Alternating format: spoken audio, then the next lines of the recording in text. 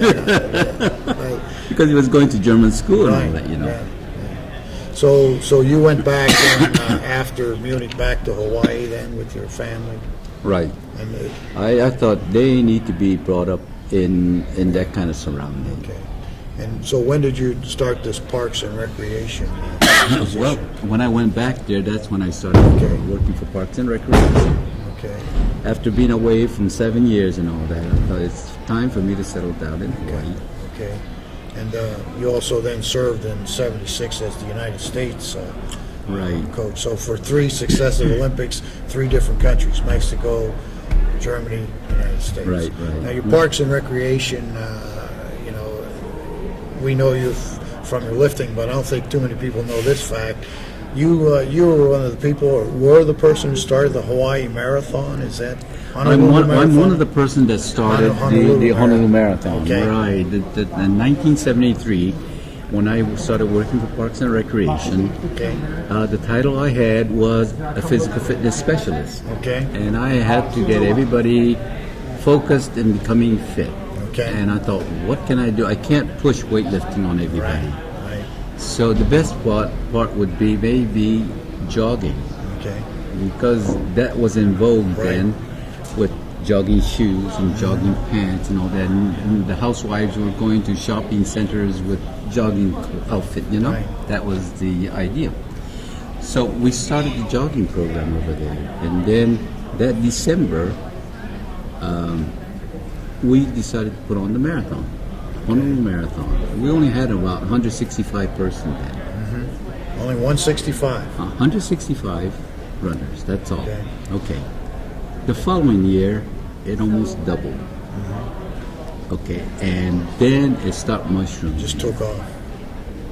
How many? Just- How many? So have you had the marathon this year already? Then. We have it in December every year. Okay.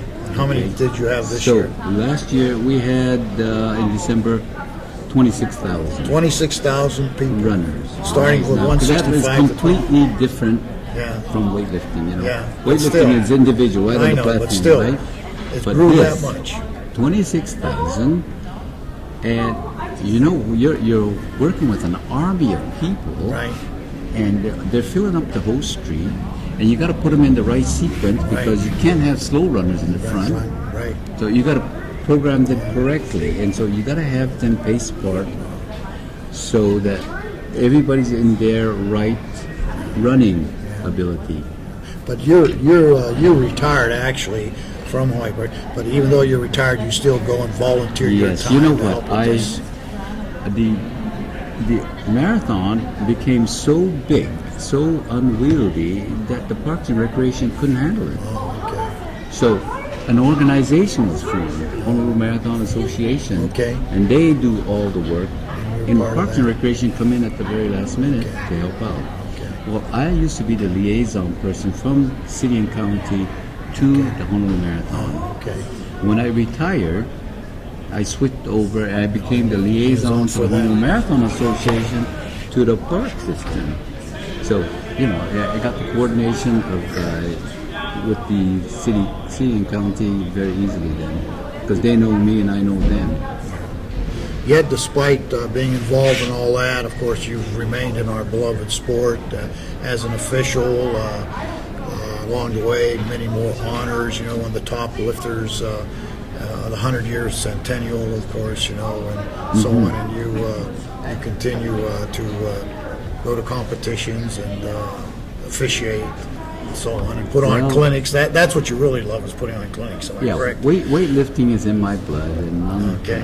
it's going to be forever there. I just hope the American lifters will start improving. Okay, so yeah, that they-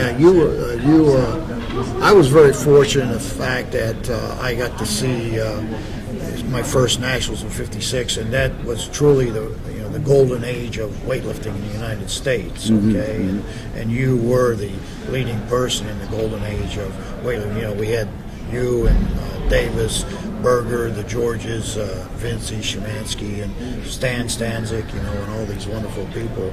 And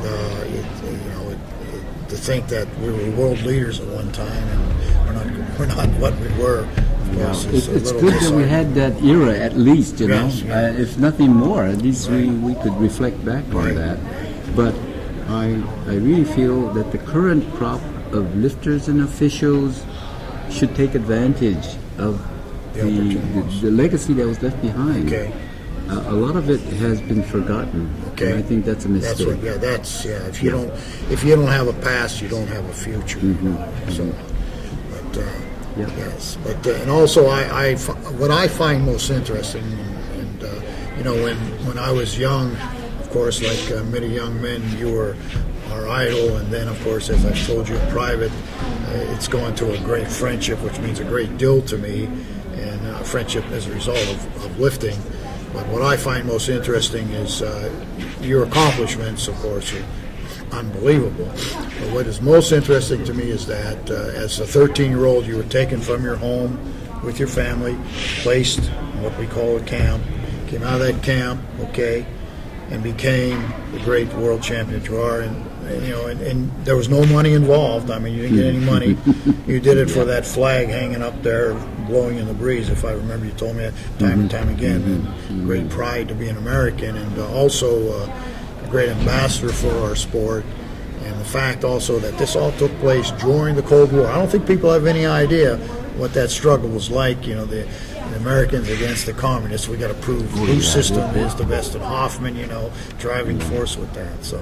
You know, if you are brought up under that kind of condition, Adversity.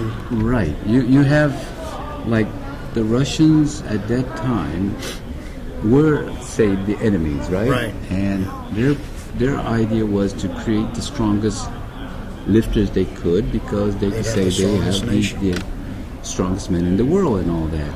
The other one is the fact that in science, they exceeded by putting the Sputnik Right, up first. in the air. First. They beat us on that, but then we got guys to the moon and Right, so on, right? right. But it's always been like that, and unless you have that kind of a challenge and all, Okay. you can't, unless you accept it as a challenge, Right. you're not going to go anywhere. And I think the current trend is mediocrity, you know. I mean, so long as you're comfortable and you're doing pretty good, that's Okay. important. It isn't. Really, you got to keep long as forging ahead. Strive to always do the best you can. Right. Mm-hmm. Do you have anything else you'd like to tell us? I mean, any closing remarks? No, I think we spend enough time talking. Okay. Well, you know, I'm amazed that you would sit here and talk to me this long because, you know, I don't know if you remember, I once told you at a national championships that your problem is, if that's a problem, is that you're too humble for your own good and too humble for your own sport.